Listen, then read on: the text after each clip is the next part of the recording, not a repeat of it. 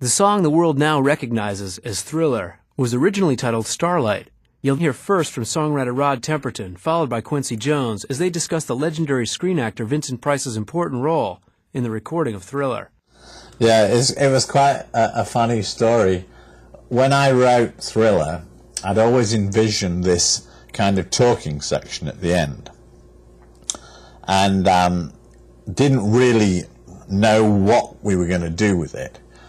But one thing I'd thought about was to have somebody, a famous voice in the horror genre, to do this vocal.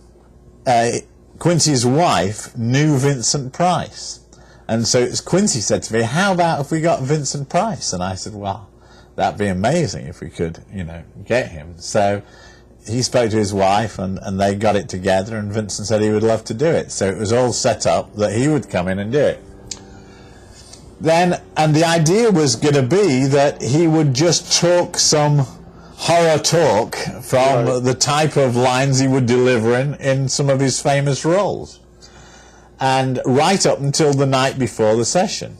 And just before I went to bed, Quincy called me and said, the session's at 2 o'clock tomorrow afternoon, and I'm a bit scared because Vincent's never been in on a pop record before. I don't know that he's ever recorded in such a manner with music tracks and headphones and everything. And it may be difficult for him to come up with something to do. So perhaps you better write something for him to say, just in case we get stuck. So I said, okay, no problem.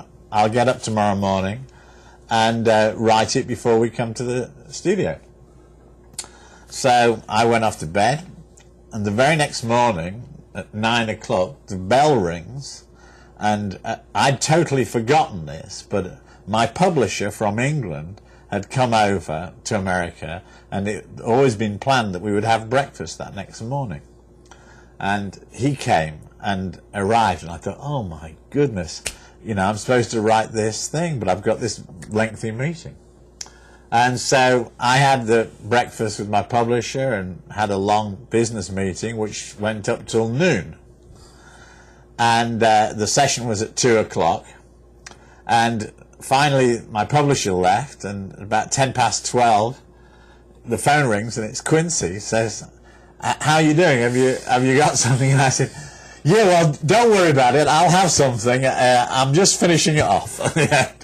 And so I hung up and got a piece of paper and frantically started to write some stuff. And just one of those lucky times that it just flowed out of me.